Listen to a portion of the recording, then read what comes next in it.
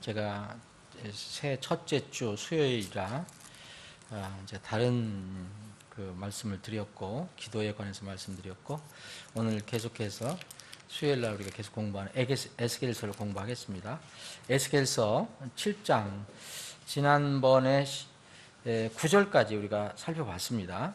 에스겔서 7장 9절까지 살펴봤습니다. 10절부터 22절까지 할 수 있는 대로 보겠습니다.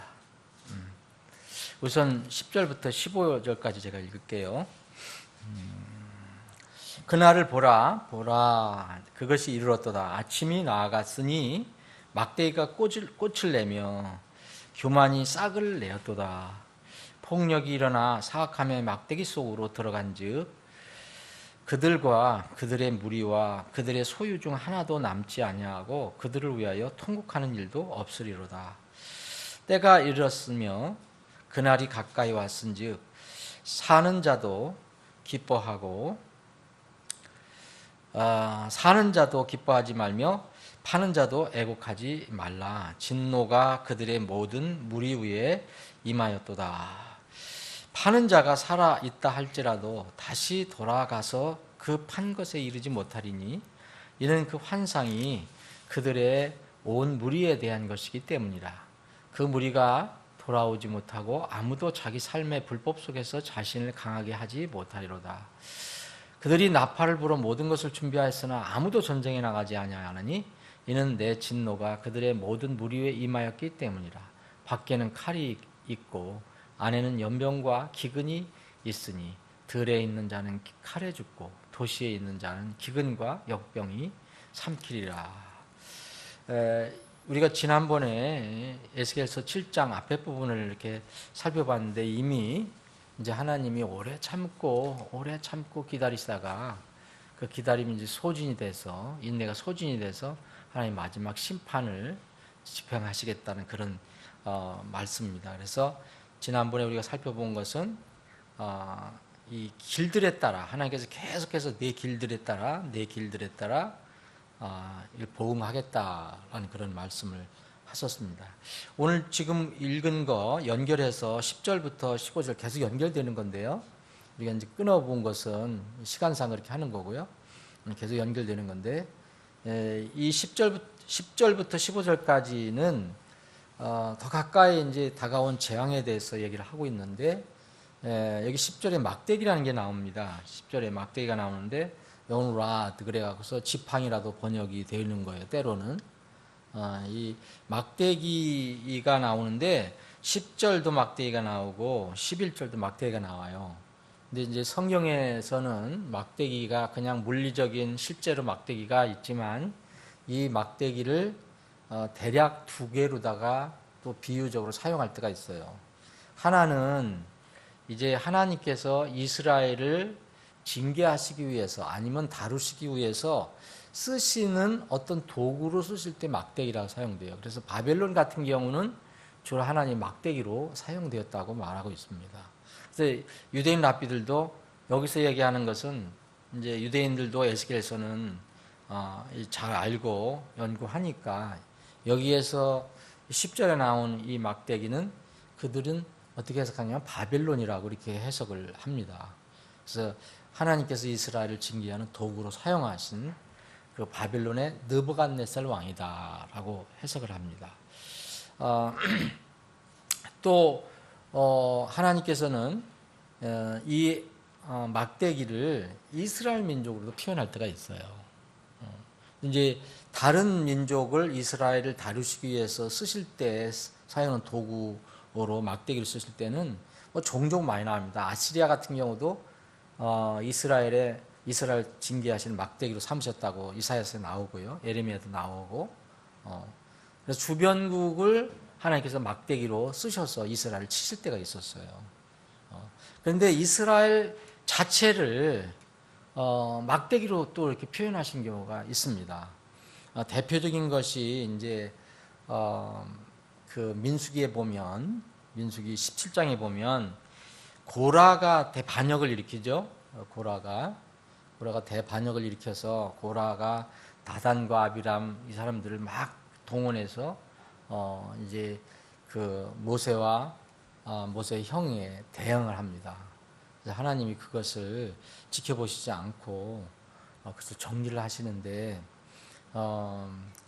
이 다단과 아비람, 그리고 다단과 아비람은 온 가족이 다 죽게 되고 고라는 가족은 살아남은 것이 아들은 살아남지 않았나 생각을 해봅니다. 그래서 이런 불행한 사건, 고라 사건이 일어난 뒤에 이스라엘의 12지파의 한 지파씩 막대기를 가져오라고 해요. 그래서 12막대기를 가져옵니다. 막대기에 누가 하나님께서 이렇게 권위를 주셨는가를 표현해 주세요. 그때 이제 12막대기를 가져왔을 때, 이 아론의 이제 제사장, 그 지파니까 아론의 막대기가 거기서 싹이 납니다. 그래서 하나님이 이렇게 인정하셨다는 것을 다른 지파들도 알게 되죠. 이럴 때 이제 이스라엘을 막대기로 표현해요. 12지파. 그래서 이스라엘을 막대기로 볼 수도 있어요. 그래서 10절은 이스라엘을 이제 그날을 보라 그것이 이르렀다. 아침이 나갔으니 막대기가 꽃을 내며 교만이 싹을 내었다. 이것을 이 느부갓네살로 본다면, 바빌론으로 본다면, 바벨론 느부갓네살이 이 이스라엘의 징계의 도구를 하나님께 쓰실 때 굉장히 교만했거든요. 그래서 막대기가 드디어 이제 그 하나님의 징계의 막대기로서 꽃을 피우게 됐다. 근데 11절에 보면 여기는 이 막대기 속으로도 들어간다고 그랬거든요. 폭력이 일어나 사악함에 막대기 속으로 들어간즉 그들과 그들의 무리와 그들의 소유 중 하나도 남지 않았다. 근데 그 막대기 속으로 들어가는데 그 막대기가 하나도 남지 않았다는 거예요. 그래서 그들 위에 통곡하는 일조차 없다. 아주 심한 이런 어떤 재앙, 아주 슬픔을 얘기하는데 바로 이제 이 11절은 이스라엘 민족을 막대기로 이렇게 해석하는 것이 무난하지 않나 하는 생각해 봅니다. 바벨론의 폭력이 이렇게 일어나서 이미 사악해진 막대기 이 이스라엘 속으로 들어갑니다. 그래서 그 바벨론의 그 폭력이 이스라엘의 소유를 하나도 남기지 않고 다 파괴해 버려요.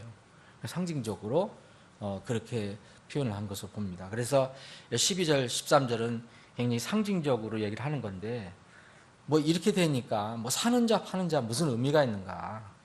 그들의 신분 권리 아무 소용없다. 그렇게 설명을 해주고 있습니다. 자, 이제 16절부터 보면 이게 14절, 15절 다 그 재앙에 관한 거죠. 이스라엘 심판. 누가 난파를 불어도 아무 움직일 사람이 없는 거예요. 이런 재앙을 얘기하고, 그래서 밖에는 칼이 기다리고 있고 안에는 역병과 기근이 있어서 칼에 죽고 기근과 역병으로 인해 죽는다. 이런 재앙을 받는다라고 얘기합니다. 자, 16절부터 제가 22절까지 또 한번 읽어보겠습니다. 그러나 그들 중에서 이제 여기 좀 단락이 좀 갈라지는데요. 이렇게 다 죽는 것이 아니고 항상 이스라엘은 남은 자들이 있어요. 남는 자들. 여기 도피하는 자들을 표현됐는데, 그러나 그들 중에서 도피하는 자들은 도피하여 골짜기에 비둘기같이 산들 위에 거하되 그들이 다 각각 자기 불법으로 인하여 애국하며 모든 손은 연약하게 되고 모든 무릎은 물같이 약하게 되리라. 또 그들이 굵은 배로 자기 몸을 두를 것이요 공포가 그들을 덮으며 수치가 모든 얼굴 위에 임하고 그들의 머리는 다 대머리가 되리라. 자, 19절, 그들이 자기들의 은을 거리에 던지고 그들의 금은 옮겨지리니 그들의 은과 금이 주의 진노의 날에 능히 그들을 건져내지 못하리라. 그들이 자기 혼을 만족시키지 못하며 자기 창자도 채우지 못하리니 이는 그것이 그들의 불법의 걸림돌이기 때문이라. 그의 장식의 아름다움으로 말하건대 그가 그것을 우여있게 만들었으나 그들이 그 안에 자기의 가증한 것들과 역겨운 것들의 형상들을 만들었으므로 내가 그것을 그들에게서 멀리 떨어진 데 두어 타국인들의 손에 탈취물로 주고 땅의 사악한 자들에게 노량물로 주리니 그들이 그것을 더럽히리라. 또 내가 그들에게서 내 얼굴을 돌이킬 터인즉 그들이 내 은밀한 처소를 더럽히리니 강도들이 그곳으로 들어가 그곳을 더럽히리라. 계속해서 소망이 없는 그런 얘기를 하는데 이게 이스라엘이 이렇게 심판을 받고 재앙을 받는 건데 이 부분은 특별히 이제 도피하는 자들에 대해서 조금 이야기를 하고 있습니다. 도피하는 자들, 곧 생존자들이 남아있는데 이 생존자들이 이렇게 큰 고통으로 애통을 한다는 그런 내용입니다.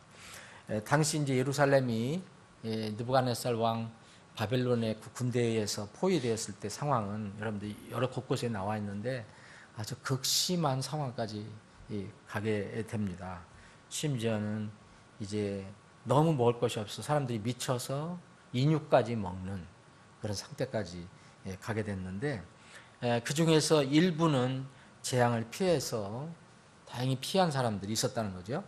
골짜기에 숨은 자들이 있었는데 그들은 이렇게 비참해지고 정말 어려워진 자신의 형편을 바라보고 뭔가 깨닫는 게 있게 돼요. 이 사람들이 뭐 이게 도피하는 자들이라 해서 처음서부터 이 사람들도 뭐 아주 하나님께 순종하고 그런 것보다도 휩쓸렸는데 하나님께서 어떤 역사하심으로 인하여 어떤 남은 자들 남겨둘 때 속한 사람들인데 이 사람들이 나중에 이런 엄청난 재앙이 쏟아지고 하나님의 심판이 쏟아질 때 이스라엘 사람들을 대표해서 깨닫는 게 있어요. 그게 이제 19절입니다. 19절. 이거는 여기만 나온 게 아니고요. 성경에 많이 나와 있어요. 이런 내용이. 자, 때가 되면 이들이 그렇게 취하려고 애썼던 음과 금을 집어 던지는 거예요. 아무 쓸모가 없구나. 그때가 언제냐? 주의 진노의 날이라는 거죠. 주의 진노 날. 주의 심판의 날에는 자기들이 이렇게 쌓았던 금과 은이 아무 소용이 없으니까 그것을 집어 던진다는 걸 얘기합니다. 그들의 은과 금이 주의 진노의 날에 능히 그들을 건져내지 못하리라. 그래서 다 금이 없어지고 또 집어던지게 되고 여기 뭐냐면 자기들의 창자도 채우지 못하게 된다. 이런 비슷한 얘기가 곳곳에 나와 있는데 이 스바냐라는 데가 지금 한 뒤편으로 조금 더 가시면 나움 하박국 스바냐 여기 스바냐 보면 1장 18절에 이런 말씀이 있어요. 주의 진노의 날에 관해서도 여기 나오고 있거든요. 아주 거의 비슷한 말씀이 나와요. 찾아보실 분은 1395쪽입니다. 주의 진노의 날에는 스바냐서 1장 18절에 보면 그들의 은이나 그들의 금이 그들을 건지지 못하며 똑같은 얘기를 하는 거예요. 그 온 땅이 그의 질투의 불에 소멸되리니 그가 그 땅에 거하는 모든 자들을 신속히 제거하리로다. 이게 마지막 진노의 날, 주의 날에 관해서 스바냐 대언자가 이야기한 겁니다. 여기도 이스라엘 백성들이 은과 금을 가지고 마지막까지 뭔가 이것이 자기들을 살릴 것으로 생각했는데 그렇지 못하다는 걸 얘기합니다. 잠언 10장 2절에 이런 말씀이 있거든요. 사악한 보물은 아무 유익을 또 끼치지 못한다. 의인은 죽음에서 건진다는 말을 합니다. 사악한 보물은 아무 유익도 끼치지 못하나 의인은 죽음에서 건지니라. 나중에 우리를 죽음에서 건지는 것은 사실 예수님께서 우리에게 주신 의 때문에 우리가 이렇게 건짐받는 것입니다. 잠언 11장 4절에 보면 비슷한 말씀이 또 있어요. 재물은 진노의 날에 유익을 끼치지 못하나 그랬어요. 여러분 아무 소용이 없어요. 재물은 진노의 날에 유익을 끼치지 못하나 의인은 사망에서 건지느니라. 그래서 의를 먼저 찾아야 되는 거죠. 곧 예수 그리스도를 찾아야 되는데 이스라엘 사람들은 이제 많은 사람들이 이런 것에 물질에도 이렇게 마음을 두고 있었어요. 그걸 깨닫게 됩니다. 남은 자들이.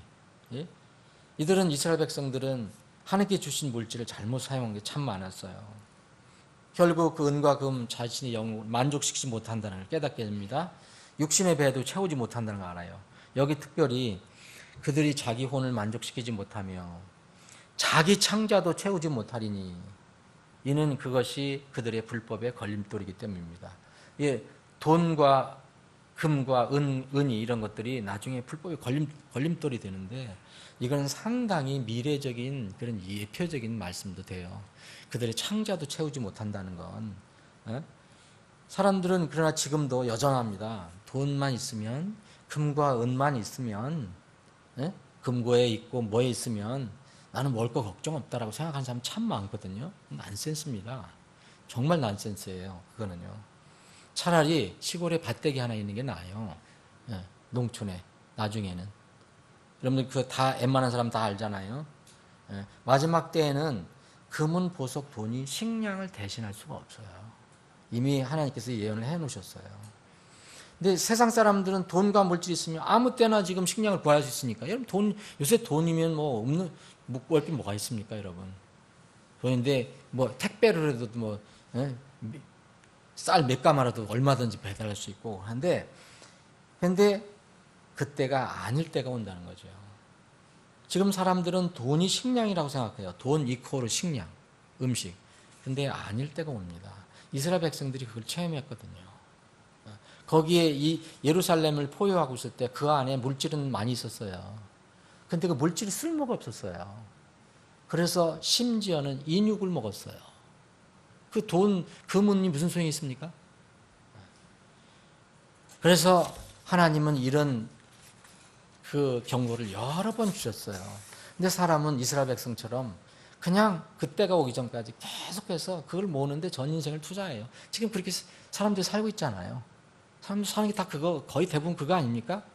우리 그리스도인들은 목적을 가지고 돈을 벌지만 전혀 하늘에 소망이 없는 사람들은 그 돈 자체가 목적이잖아요.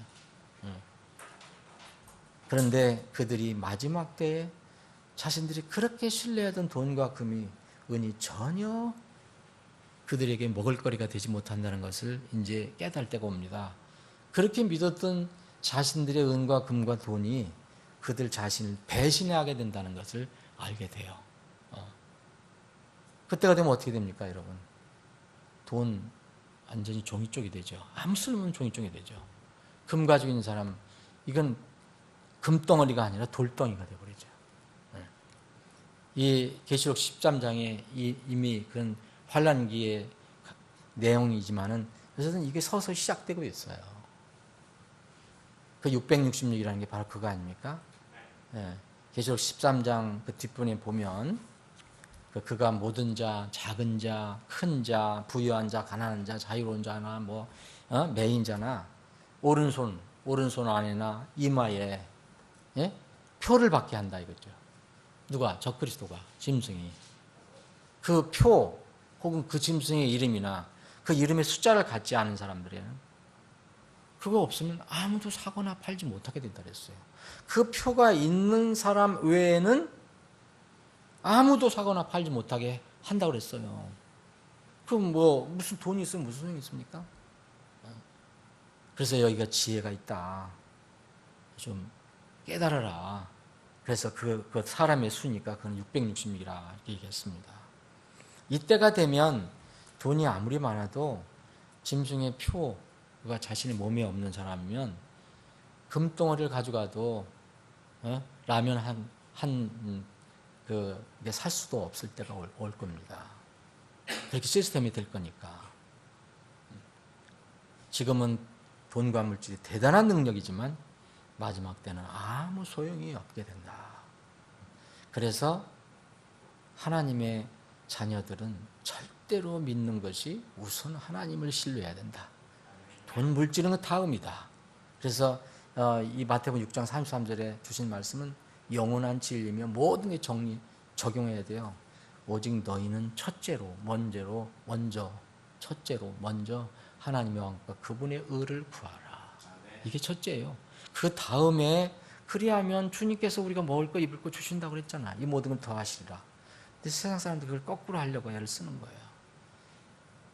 잠언 23장 4절 5절에 보면 부자가 되려고 수고하지 말라. 내 자신의 지혜를 의지하지 말라. 내가 존재하지 않는 것에 왜 눈을 두고 있느냐 그랬어요. 하나님은 존재하지 않는 것이라 그랬어요. 지금 제 호주머니에 돈이 있지만 이게 존재하고 있어요, 지금은. 근데 결정적일 때는 아무 존재하는 것이 아니에요. 내가 존재하지 않는 것에 왜 내 눈을 두려워하느냐? 재물은 반드시 스스로 날개를 달아 날개를 내서 하늘로 날아가느니라 그랬어요. 어리석은 자와 지혜로운 자는 사실 여기서 갈라집니다. 과연 내가 지혜로운가? 우리가 하나님 앞에 지혜로운가는 하나님께 주시는 모든 것들을 어떻게 지혜롭게 쓰느냐에 달려있는 거죠. 여기 20절에 보면 그의 장식의 아름다움으로 말하는 건데, 그런데 이 뭐 어려운 말이 아닙니다. 여기 이스라엘 이 백성들이 뻔하잖아요. 이때까지 왜 심판을 받습니까? 우상숭배를 하기 때문이에요. 우상숭배. 하나님을 제쳐놓고. 그래서 그는 이스라엘이고요.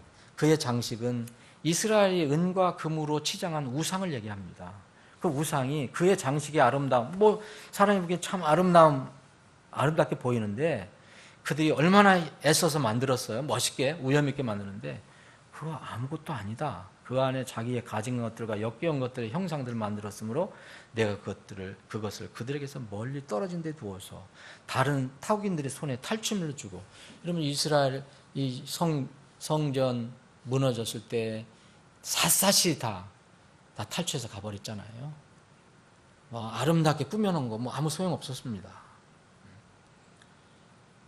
이스라엘 백성들은 하나님 대신 은과 금으로 묘한 이 우상을 만들어서 또 섬겼어요. 여러분 그 내용이 이제 에스겔에서 우리가 8장을 공부하게 되는데 8장에 아주 리얼하게 나오죠. 에스겔에서 8장. 이스라엘 백성들이 어떻게 그렇게 했는가 이해할 수 없을 정도로 성전 안에다가 금과 은으로 우상을 만들어 놓고 섬겼다. 우리는 지금 그렇게 섬기지 않습니다. 그런데 마음으로 그렇게 섬길 수가 있어요. 우리가 무슨 은이 있어서 무슨 집에다가 그런 걸 만들어 놓겠습니까? 근데 우리 마음으로, 우리 성전인데, 우리 예수님께서 계시는, 성령께서 계시는 성전인데 온갖 것들을 우리가 다 만들어 놓고 섬길 수가 있어요. 하나님의 임재를 상징하는 법궤가 있는 성전이 이교도들의 사악한 우상으로 덮여졌어요. 그 더럽혀진다고 또 주님께서 말씀하셨습니다. 이스라엘 백성은 분명히 성전이라고 얘기했지만 실제는 우상전이었어요. 우상의 전. 하나님께서는 이런 것은 끝내 참지 않으시죠. 끝내는 손을 대시죠. 하나님께서는 이름만 있고 속은 우상으로 가득한 성전 이제 저에게 내려주시잖아요. 다 내주십니다. 이름만 거룩한 성전이죠. 그런데 이미 그 안에는 우상이 있는데 하나님께서 그래서 느부갓네살 왕에게 이교도 중에 사악한 이교도에게 내주잖아요. 여기서 하나님께서 여기 22절에 보면 또 내가 그들에게서 내 얼굴을 돌이킨 터인즉, 이게 무서운 것입니다. 하나님께서 그분의 거룩하신 얼굴을 돌이키시면 아무것도 안전하게 보존될 수 있는 게 없어요. 하나님께서 우리를 잠시라도 우리를 돌이키신다면은 우리가 그 사이에는 안전 보장이 될 수가 없습니다. 하나님께서는 이름만 거룩한 곳에 있는 것, 그것 하나님께서 더 이상 지키시지 않는다는 것을 여기서 보여주고 있습니다. 이스라엘의 성전이 파괴된 근본 이유가 우상숭배였어요. 우상숭배. 하나님 믿는다고 하면서 우상시키는 거. 우리 신앙도 이것은 우리는 지금 성전을 만들어 놓고 거기서 하진 않지만 신약에서는 예수님께서 하나님께서 우리가 구원받을 때 우리의 몸을 성전 삼으신다고 분명히 말씀하셨어요. 고린도전서 3장, 고린도전서 6장. 너희가 거룩한 하나님이 계시는 성전인 줄 알지 못하느냐? 여러분들 다 성전입니다. 저도 성전입니다. 근데 이 성전에 하나님이 기뻐하시는 거 아닌 것들을 우리가 쌓을 수가 있어요. 또 이 성전들, 개별적인 성전들이 모이는 곳이 하나님 집이잖아요. 그 하나님의 집은 하나님의 교회라 했고 진리의 기둥과 터라 그랬습니다. 그런데 이 집도 이름만 교회고 내면적으로는 진정 경배가 사라질 수가 있어요. 예수님께서 내가 거기서 촛대를 옮기겠다. 이제 진정 경배가 사라지는 거죠. 세상의 각종 우상들이 채워질 수 있습니다. 이 세상 교회가. 그러면 더 이상 하나님께서 거하시는 것이 아니 됩니다.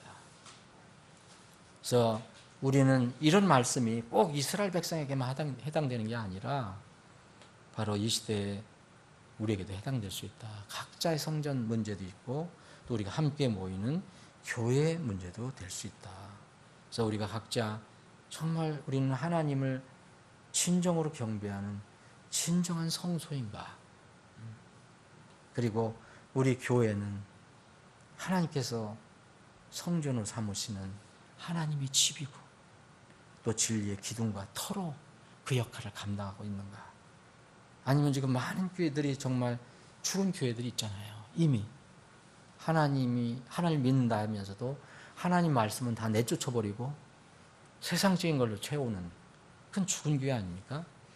이런 세상의 것들로 채워진 죽은 교회가 아닌가 늘 우리가 생각해 봐야 합니다. 주님께서 기뻐하시는 거하시는 그런 교회가 되기를 바랍니다. 아버지 하나님, 오늘도 저희들에게 믿음을 주셔서 3일 저녁에 나와서 여러 가지 기도 제목을 주님께 아뢰고 또 말씀을 나눌 수 있는 기회를 갖게 해주셔서 감사합니다. 벌써 금년도 새해가 시작된 지 2번째 맞는 3일 저녁 기도회입니다.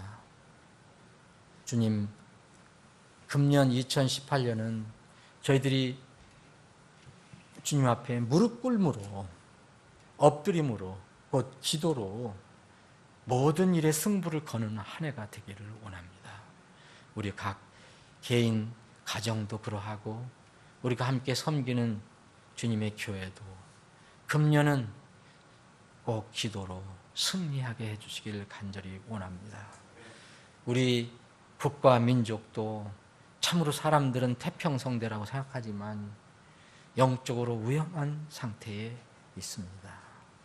우리나라 이 민족을 긍휼히 여겨 주셔서 이 나라 이 민족이 하나님을 두려워하는 마음을 갖게 해주시길 원합니다. 먼저 말씀을 아는 하나님 백성들이 정말 기록된 말씀에 두려움을 갖게 해주셔서 우리가 대언자적인 삶, 모르는 사람들을 향해서 외칠 수 있는 저희들이 되게 해주시기를 간절히 원합니다. 대통령이야 위정자들이 최소한도 성경을 혹시 모르더라도 하나님, 그들이 생각하는 절대적인 어떤 신에 대한 두려운 마음을 갖게 해주셔서 그 양심이 하나님의 두려움으로 인하여 참으로 두려운 마음으로 무슨 국정을 하든 무엇을 하든지 간에 하나님이 원하시는 그런 방향으로 결정하고 따르게 해주시기를 원합니다. 앞으로 우리나라가 절대로 이스라엘을 이제 반대하거나 또 예루살렘을 반대하는 그런 일에는 절대로 가담하지 않게 도와주시길 원합니다. 살아계신 하나님, 실수가 있습니다. 허물도 있습니다. 우리나라를 긍휼히 여겨 주시고 마지막 때에 그리스도의 왕국이 세워질 때에 이 나라 이 민족이 그 그리스도의 왕국이 세워지는데 한 모퉁이라도 쓰임받을 수 있는 민족과 나라로 사용해 주시기를 원합니다. 남북한 통일을 주님의 때 가운데 허락해 주시기를 원합니다. 갑작스럽게 이루어질 수도 있습니다. 그 갑작스럽게 이루어질 때까지 저희들은 하나님의 뜻을 구하며 준비하게 해 주시기를 원합니다. 그 중에 하나가 바른 말씀을, 주의 말씀이 자유로운 행로를 따라 나갈 수 있도록 우리가 부족하지만 말씀을 누구나 자유롭게 돈에 구애받지 않고 또 어떤 조건에 구애받지 않고 말씀을 접할 수 있게 하는 그런 공적 성경 사역이 잘 이루어질 수 있도록 끝까지 도와주시기를 간절히 원합니다. 이 일에 관여하고 있는 교회들이 어려움을 겪지 않게 하시고 그 사역자들이 건강 잃지 않게 해주시고 이 사역이 끝까지 성공적으로 출범할 때까지, 아니 그 이후로도 계속 이 말씀이 북한 땅이든 중국 땅이든 자유롭게 흘러갈 수 있도록 계속해서 이 교회들을 붙잡아 주시고 사역자들을 붙잡아 주시기를 간절히 원합니다. 아버지 하나님, 우리 지체들 중에서 특별히 이 육신의 고통 속에 있는 지체들이 있습니다. 주님, 그 아픈 부위를 주님께서 치료의 손을 얹어주시기를 원합니다. 코 위에 얹어주시고, 또 목 위에 얹어주시고, 또 심장에 얹어주시고, 또 폐에 얹어주시고, 또 두뇌에도 얹어주셔서 지금 기도하고 있는 모든 기도가 응답되고 하나님의 역사로 깨끗이 치유함을 받을 수 있게 해주시길 원합니다. 주님, 우리는 이 땅에서 섬기다가 가기를 원합니다. 그러나 건강 잃으면, 힘이 없으면 남의 도움을 받다가 갈 수밖에 없습니다. 주님, 우리 사랑하는 지체들, 우리 교회 성도들은 모두 섬기다가 갈 수 있도록 건강 주시옵소서, 체력 주시옵소서. 그래서 열심히 주님을 섬기다가 기쁘게 주님을 만날 수 있게 해주시기를 원합니다. 이 시간에 적은 무리가 나왔지만 기도 용사들이 나왔습니다. 기도를 들어주시고 금년에 주님의 계획한 뜻과 계획 가운데서 성취해 주시옵소서. 간증하는 소리가 이것저것에서 많이 나오는 한 해가 되게 해 주시옵소서. 우리의 기도를 들어주실 줄 믿고 감사드리며 거룩하신 예수님의 이름으로 기도합나이다. 아멘.